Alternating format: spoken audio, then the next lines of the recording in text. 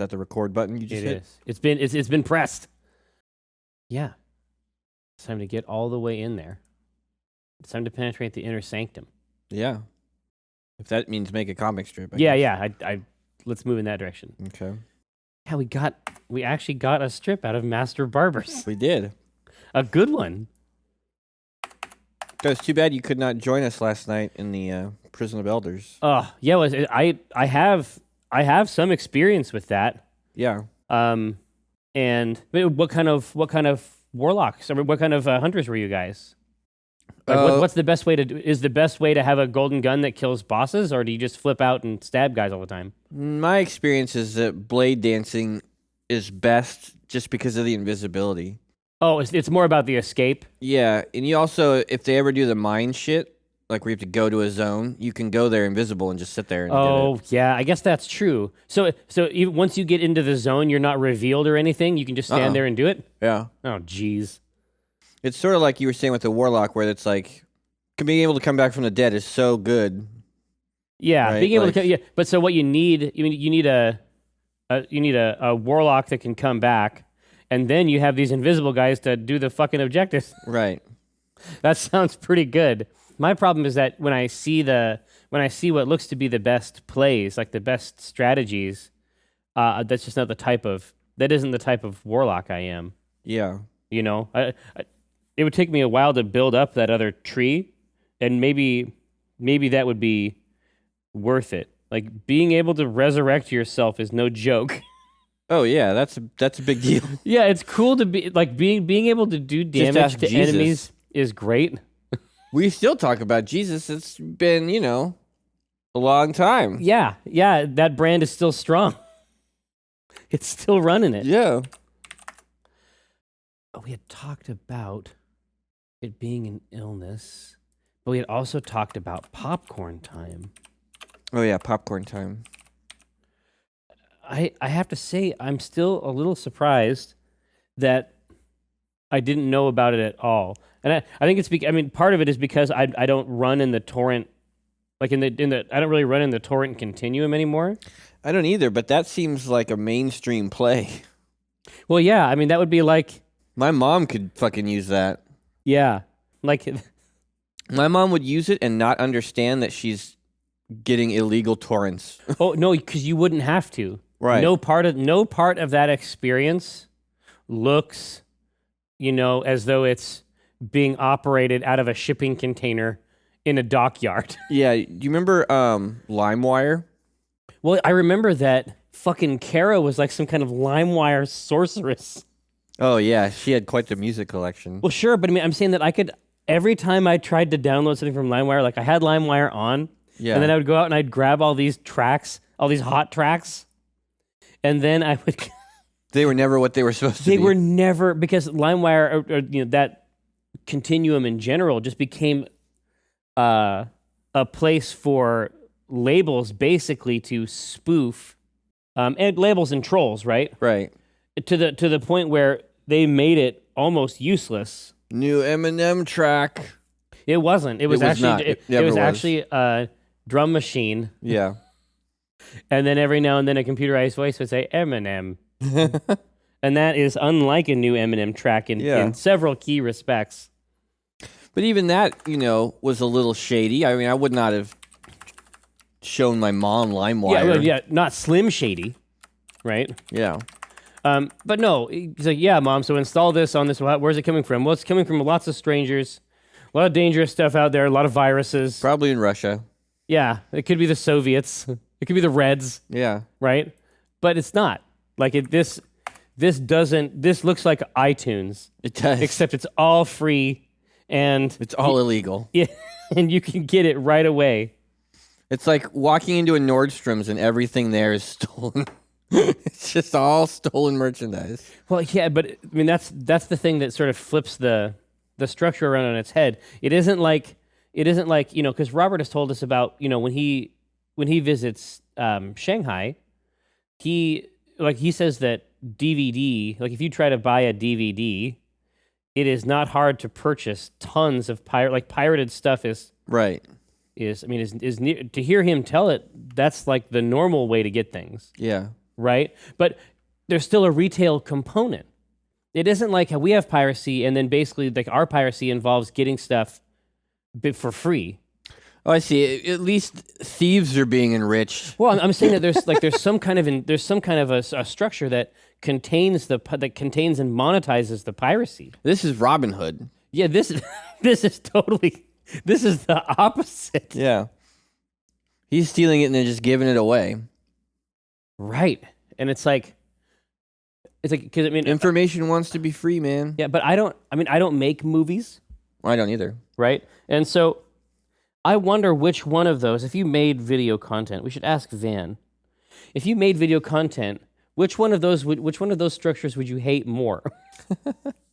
Would you hate the one that gives it away completely for free, or would you hate the one that has this entire structure built around it where people are being enriched by your work? Yeah. Like, I mean, even though it's not you. Yeah. I mean, is there like some aesthetic distinction in there somewhere? Yeah, I don't know. But it's too fascinating. I guess, would you rather have someone break into your house and steal your television and then sell it on Craigslist, or just give it to their friend? Yeah, you know what? I bet you don't care. No. I bet in either case, to you, it's not different. It's stolen. Yeah. I'm not getting it back. Yeah, remember that place Robert was telling us about where it's like out front, it's a tea shop? Yeah. And then you get into the back and it's this like gigantic warehouse of pirated DVDs? Yeah.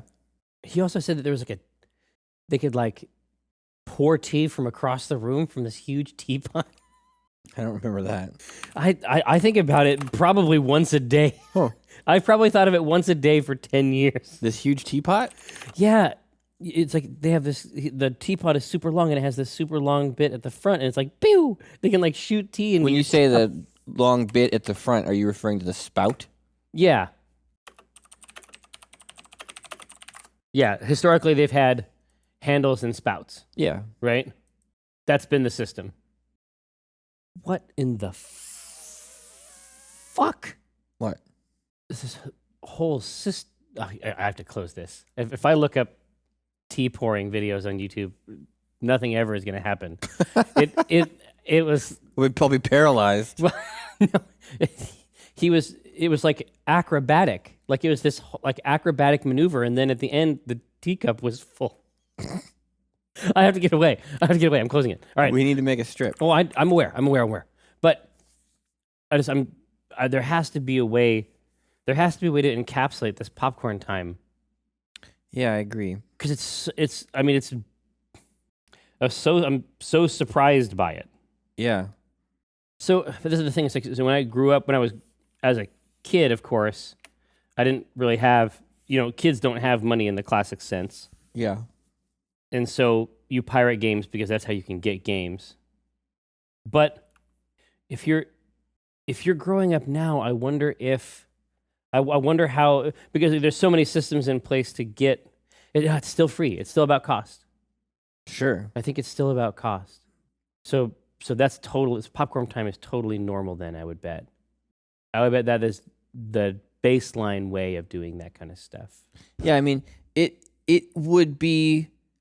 Try to imagine if there was a popcorn time for games, like, right? If Steam was free. Oh, yeah. Well, when we were talking to the person we were talking to about popcorn time is himself a developer. Yeah. And he was he seemed very confident. He's like, that was his thought too, but he seemed very confident that just the nature of games, like how different they are to execute and run, will keep them from... We'll save them from that fate. Oh, sure, but they're just lucky that their thing is harder to pirate. Yeah. Like if there was a Steam that looked like Steam, but everything was free, I mean, the industry would go ape shit. No. Yeah, I think he's wrong. I don't see any reason why that wouldn't work. Yeah. Now, it wouldn't... Now, the amazing... Like, the shocking thing about popcorn time is that...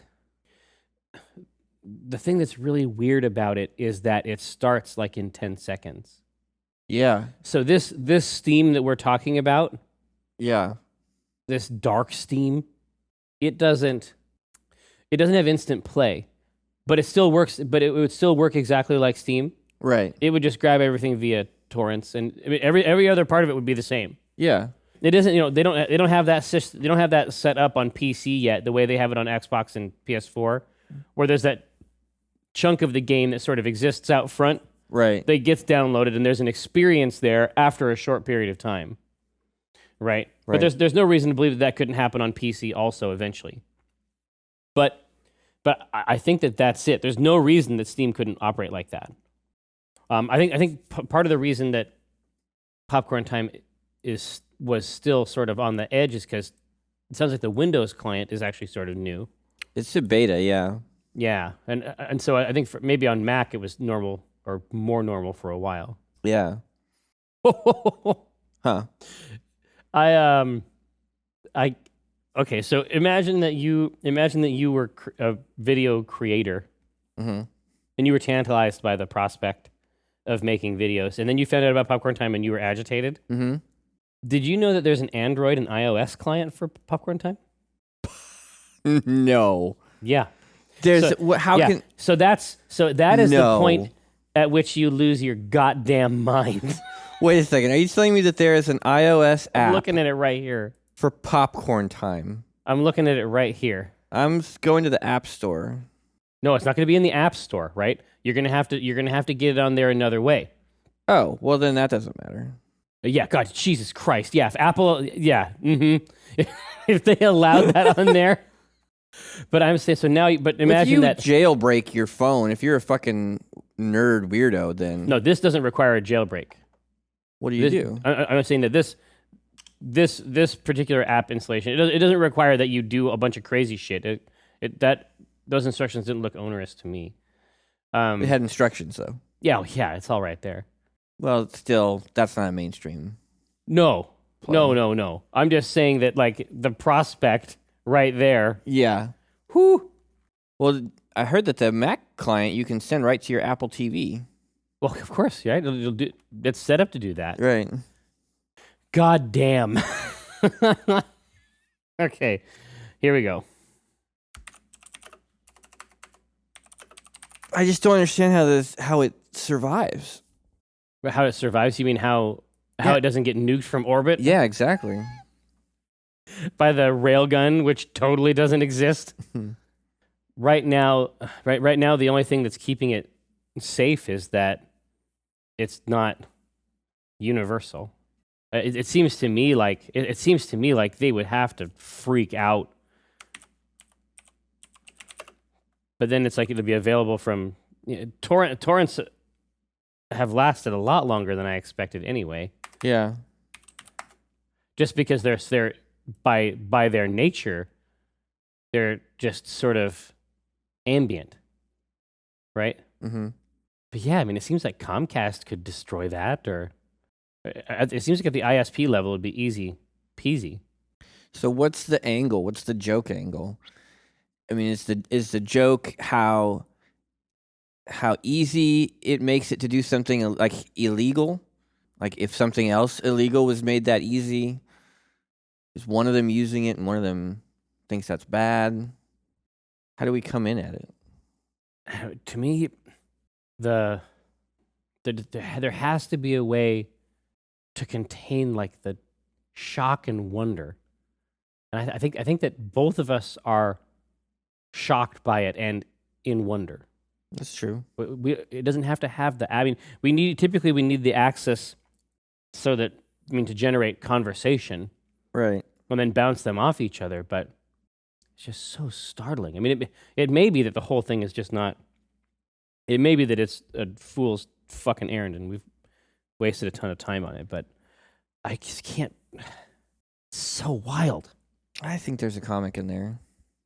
Yeah, and so you started it to see if it worked, but you wouldn't use it, right? No, I didn't. I checked it and it did work. Good Lord, did it work? But I have not actually used it It looked to watch a movie. It looked crisp. It looked really. I mean, I could watch Ex Machina right now.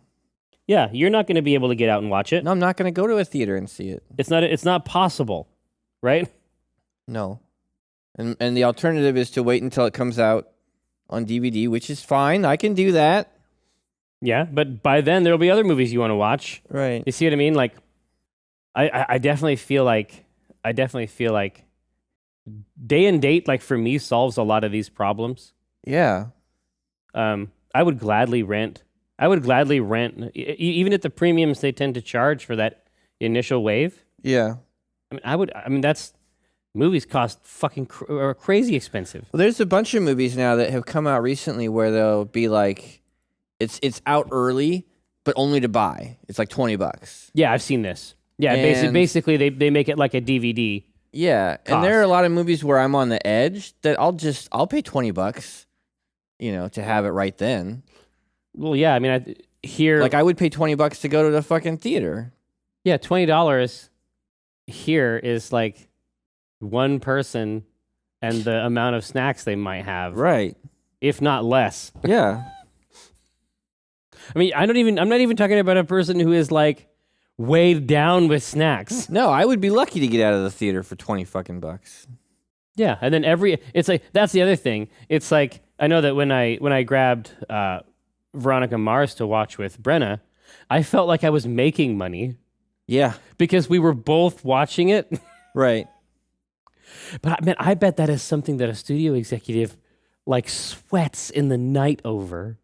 Do you think studio That executives? more than one person is watching it, and that it should be $12 a piece. See, I don't know. I guess it's a combination of both. I think that they like, see to me heads. it's the theater industry that's like every seat is, $20. Like you can't have more than one person watching a movie and not have them all pay. Like, Yeah, but where does one start and the other? You know what I mean? yeah. That's like a lichen or something. That's a symbiotic relationship. Yeah. Well, the way that sometimes, the way that it actually happened was that we were introduced to it by someone. By a friend. That's always how it works. Right. At a party. No, yeah, exactly. Like at a party, like Trevor's parents were out of town. Yeah. Was there a Trevor in your life that you hated? No, I just hate that name. Because that is your go-to name for douchebags. Well, for a long time it was Steve.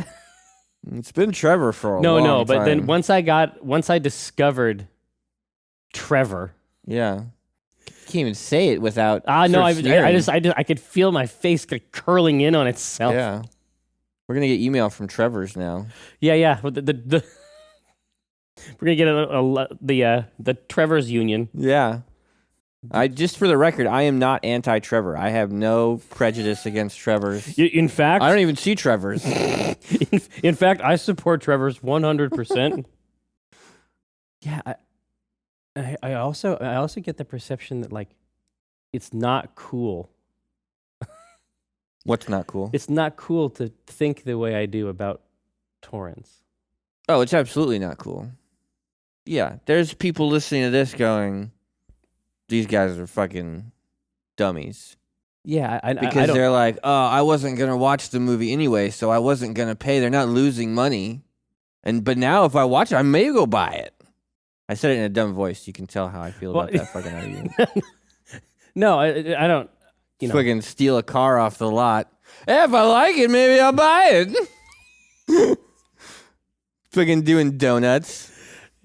I wasn't going to buy it anyway. You're not losing money. Woo! Yeah, I mean, I don't.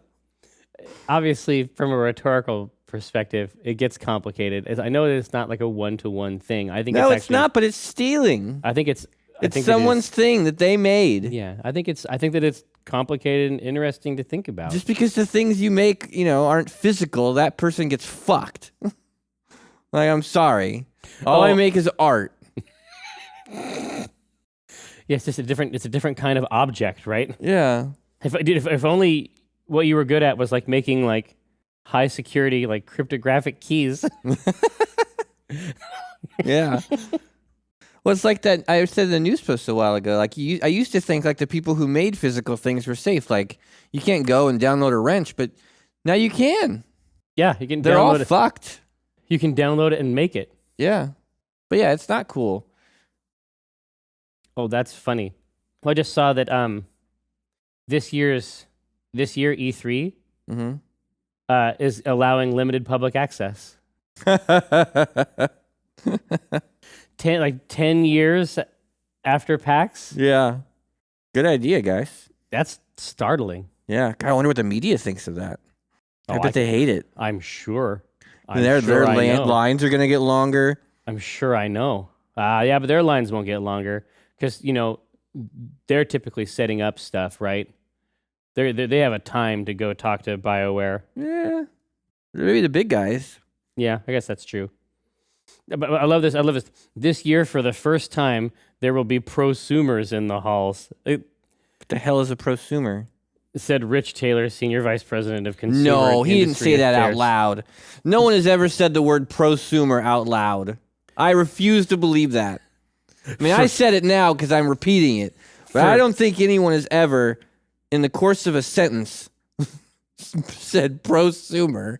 While fans have been let into the show in small numbers over the years through contests, yeah, obviously, the ESA says this new policy is a first. About 4,000 to 5,000 non-industry people. I love that term. Non-industry people. About 4,000 to 5,000 interlopers will be invited to the show. Member exhibitors each have an allotment of some passes that they are permitted to distribute to their valued customers. You sound like a crazy person. What a weird system. The decision came during an ESA board meeting discussing E3. Each year, Taylor said, the board meets after E3 to discuss what went wrong, what went right, and what can change. The decision to open the doors to a limited number of the public was spurred by several things. There's a number of factors. There was a desire by a number of exhibitors. One is PAX. Yeah. The other one is PAX. We've there also was got a the show called desire PAX. by a number of exhibitors and board members to connect with people directly. In this age of vast social media, having some of those voices in the hall to report their reaction and enthusiasm is seen as a big plus.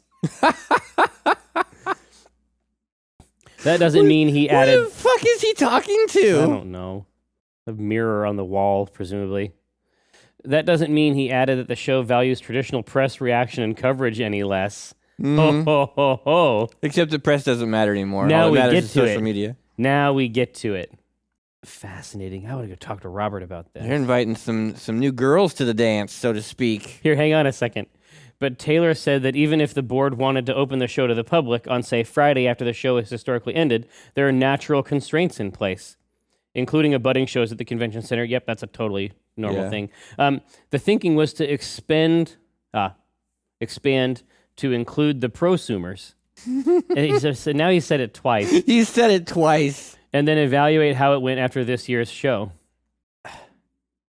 So I guess they're a consumer, but they're of such a high caliber that they're really good at consuming. Yeah. So the very first time I ever heard the term prosumer, first of all, you know what's funny?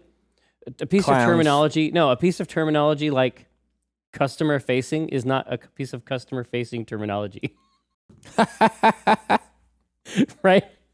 That term is actually not something you should ever say when you think there might be a customer around. Well, you can't say that you have customer-facing terminology, no. You know what I mean? But we see so many documents that are like, oh, this is the customer-facing message. Exactly, right? And that's what's going on here. He should never say the word prosumer outside of a meeting room. Yeah. You know what I mean? It's like delighter. Like the term delighter from that Amazon presentation. Oh, right. Somehow it got out there. Like yeah. that has broken the quarantine. That's like Jurassic World. You know what I mean? Like that terminology cannot be out. But the very first time I ever heard the term prosumer was when I was talking to Stormy. Joshua Latendresse, right? Yeah. And so that's when he was first making the Astro A40. Right. Right? So those were made for prosumers. Well, exactly. So, or what he, that term has existed for a long time, and I think that it probably came originally from the sort of high-end audiophile sort of context, right? I can see that. Yeah, they're not getting the Sears thing. No, they're not. You know what I mean? Like this is like that monster cable type enthusiast that is in a different category from a regular enthusiast. And also they tend to be people their friends look to, right? Sure. And so that's what I think that's what he's trying to say here is, but yeah, to my mind, that definitely speaks to the YouTube, Twitter blog axis Well, yeah, more than anything else. he's trying to say like, oh, it doesn't mean we don't value our press friends, but they don't. I mean, all that matters now is like if somebody comes who's got a lot of tweeters or a lot of YouTubers. They're called twardos. Oh, twardos. Yeah. If you have a bunch of twardos, fucking game over, man. Yeah. Get a couple twardos in there. That's it. Yeah. The numbers speak for themselves. The continued growth, the global consumption. If I ever say the word prosumer seriously, you have my permission. In fact, I ask you now. I beg you. To just shoot me in the face. Can do. Can do. That's revenue, kid. Yeah. God, the way that they're handing them out is really bizarre, too. So they're giving them to exhibitors who are then going to pass them on to maybe like via contests or something, I guess. Or Well, they did contests before. Yeah. But these non-industry people, it isn't like you buy tickets and get in. Right. These 4,000 to 5,000 non-industry They're being people, invited. yes. Different places are granting them access. Oh, you know what it is? It's like when Bungie did that Destiny thing, and they're like, oh, we got to have, what was his name? That YouTuber, Broman, Professor Broman. Sure. Right? They're like, we got to have Professor Broman on this thing. And I couldn't watch it. Like, I watched a couple minutes, and then Professor Broman made me turn it off. Do you feel like he's not tenured? Well, he has the title. I'm not saying that he didn't earn it, but I didn't like him. Yeah. Well, I'm sure he's a real professor. Yeah. How could you doubt? But so if Bungie had a bunch of tickets, they would give them out to those people, right? The people that stream your game, the people that tweet about your game. Yeah. I mean, it makes perfect sense. And honestly, if you're talking about like, who you want to carry that stuff out of there, maybe that's better. That's better. These people are fans, right? Their message coming out of E3 is going to be completely different than. Well, it's part of the reason I don't go anymore. Sure. It's really hard. I mean, it's not impossible if you are an asshole. As I think I can make the case that we are assholes, right? But it is very hard to get out of there unscathed. What do you mean? It is a very, very exciting environment. Oh, yeah. Yeah, they're going over the top to wow you. And I want to be wowed. I mean, I'm not, am I not human? Yeah. I want to see $20 million worth of big screen televisions suspended in the air. I want to be bathed in projections. Yeah, I mean, a lot of our rules for PAX are based on, not wanting it to become that spectacle. Oh, in terms of in terms of like how booths are limited and like scope. When you walk into that fucking hall at E3, it's crazy.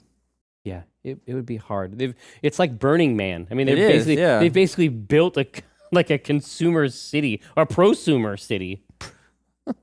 What an interesting way to hand those out. Well, it's the most strategic way. Yeah. Right. They can't if they only have an allotment of 4,000 to 5,000. Right. They can't just let someone buy them. They're going to let each exhibitor pick their biggest fans. Yeah. So they're talking about it here as though it was a part of like this meeting. But I mean, I wonder if it wasn't all these different places. Like, listen, we need you got to you have to extend us something here. Yeah. I mean, for years I was like making those fake articles. Yeah. Remember? Right. I would like make the fake articles and I'd put like the byline on there and like hand make them in HTML. And then I would like print them out or fax them or send them down. Fake business cards. Which I guess as soon as you make a business card, it's not fake anymore. Yeah, then it's real. Yeah. That's all it takes. Yeah, those were legit business cards. I mean, I had the business cards that had no contact information on them. Yeah. It just had my name on it. Yeah, I'm not good. I'm not good at that. All right, so do we... I don't know. Popcorn time, I honestly, I don't see the angle. there's popcorn time and then there's E3. I mean, is that a comic opportunity? I think it could be. Yeah. But when I saw the headline, I was like, oh, hey, they're becoming a hybrid show. Yeah, but they're really not. No, that's not what's happening at all. That's not my read. Actually, trying to absorb what he said there, that's not my read at all. Yeah. It's that they want a different type of press. They want the usurper. They want the speaking, enthusiast right? press. Yeah. Yeah. I don't know. I gotta believe that's pissing them off. The Kotakus and the Polygons and the IGNs. Like I say, I mean, I think that structure, they've got years of show experience. Yeah. Ahead of this new prosumer, right? Right. They know what to do. They already have the contacts. You know what I mean? Sure. Like they know how to get the custom thing. They know how to meet at the party. They know how to get that pass. They know all the PR people. Like they are. Yeah, but think about strongly empowered. Let's say that there's a video game company and it's called Video Game Company. VGC. VGC. Video game company makes a game called Game Guys. Yeah. And they're showing it off at E3. It's going to be huge. They're making Game Guys 2. Oh, the sequel. Yeah. They invite the biggest fans of Game Guys, all the people who are streaming Game Guys all the time, to come to E3 Indeed. with these new tickets. Now they've signed in with their account. Now they're streaming from their account during the show. Yeah. Who is going to get special treatment at that show? Game Guys streamer or fucking Brian Crescente? Who would that company rather talk to? At that point, it's a numbers game, right? Yeah. Because there's only so many days of the show. Yeah. I don't doubt that they're still going to interact with the normal press. But when it comes to like, here's a sneak preview or here's the behind closed doors, or I don't see why they wouldn't give that stuff to their fucking enthusiasts. Well, and also they want to be there so bad. Yeah. And it's really fun. It is really, really fun to see that stuff. And if you like the game anyway, I'm not even saying that these enthusiasts are doing anything bad by being excited. I mean, no, they're fans. Yeah, they're fans. I mean, that's a great situation for them. That's awesome. It's fucking incredible. Yeah. I don't know. And honestly, a lot of times, if I'm going to read something, I prefer to read something from someone who is a fan. Like, I want to read something from someone who is invested. Yeah, I mean, what does this person, who likes this think? Yeah, for my part, anytime I read anything online, obviously I triangulate it. Yeah. That's one piece of data that I pull in, and Right.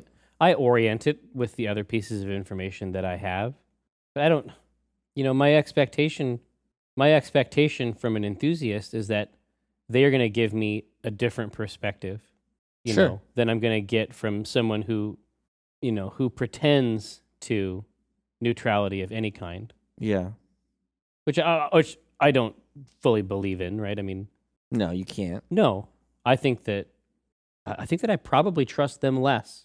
Yeah, because I don't feel like they're being honest. At least I feel like the Professor Bromans of the world are being honest. Like, I didn't like his shtick, but obviously his shtick is crazy popular. I'm sure my son would love it. Like, I'm sure he's got a bajillion Twitchers. I think that your son loves Professor Broman more than he loves you. Probably. It's probably true. He loves Markiplier. I think that Professor Broman would probably be a better father. Yeah, he probably would be. You know what I mean? Mm-hmm. Well, he's a professor. I mean, he at least went to school. Yeah, bare minimum. Yeah. Yeah. To my mind, the funniest line here is that doesn't mean that the show values traditional press reaction and coverage any less. If you have to say it, then you do. It's like when someone says, I mean, I'm not racist. But or it's like when you get a new puppy and it's like, oh, this doesn't mean we love the old, almost dead dog any less. Yeah, this decrepit old hound. But look how cute this puppy is. Yeah, it's like the new baby. Yeah. Yeah, I find that very amusing. It is amusing. We are amused. I am amused. Yeah, I don't know. I feel like You also tried to gypsy curse somebody the other day. I don't know if that's racist or not. But you should put it in the ideas. I think I think that if you say it's a Romani curse, it's okay. Okay. Or maybe it's the cursing in general. No, I think it's pretty well recognized that curses occur. I think so. People get cursed. Yeah, know what I mean? Yeah. So what do you mean? Did that happen? Well, Scott Kurtz came and told us about a project he wants to do, and you cursed it. Did I? Yeah, But Michael, you have to understand, I don't actually remember anything that I do or say. If you were not here, I wouldn't even know. You said that it was doomed, and you cursed him with ruin and ruin upon. No, that wasn't me. I didn't say ruin. Oh, I said ruin, but you started the cursing. Oh, you just went along? Listen, yeah, if Jimmy... I added on to the curse. Listen, if Jimmy cursed a project, would you have to... I don't know. Anyway, it's cursed now, and it's going to fail, but... I don't think it'll fail. I think it'll do a good job. Well, it depends on if our curse works or not, I guess. Yeah, I guess that's true. This is an opportunity. So what we need to do is find out about another project of his, right, and not curse that one, and that'll be the control group. Exactly. We can get to the heart of this thing, I think. Yeah. So the intro, it's this year for the first time, E3 will admit thousands of fans. Yeah, but even that characterization, they exist in a twilight state between fan and journalist. They're a prosumer, Jerry. Yeah. Now, understand that you authorized me to murder you. No! I said it ironically. It was ironical. But yeah, I don't think fan is the right word. No, fan's not the right word. I think that their relationship to this medium is actually more complex than that. Because they're going to come directly at the exhibitor's behest. Yeah, they're more like envoys. Yeah. You know what I mean? They're ambassadors. They're the hype team. They're the Flavor Flav. Yeah. Yeah, but it's always like, just because we're doing that, doesn't mean that the show values traditional press reaction coverage any less. And the last panel just winks, wink, bing. I almost got through that with a straight face. No, I can't do it. No, I'm sorry, I can't. You're going to have to get somebody else to do it. Bob, come over and do it. Bob, come over and say the lies. Doesn't mean we value traditional, ancient, outdated media with their pretend neutrality any less.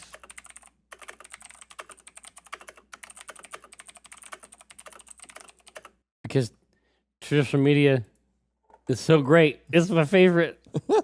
I mean, it's really good and relevant. It's so good. No, Bob, I can't do it. Bob, you need to come over and say the lies.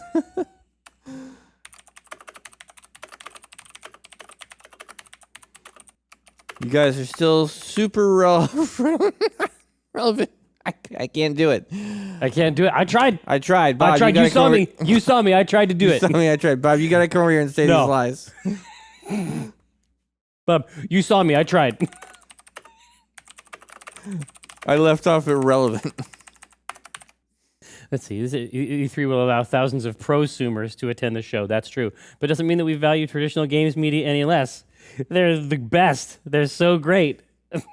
I think it might be good if we get in that first line or somewhere in the beginning, the idea that these are people invited specifically by exhibitors. Like they're the enthusiast media or whatever. Yeah, it's so funny. There was a time where we would have called the blogs enthusiast media. Yeah, that's true. Right? Yeah. But then once they get entrenched, right. That is so interesting. I feel very lucky to have been here during this period.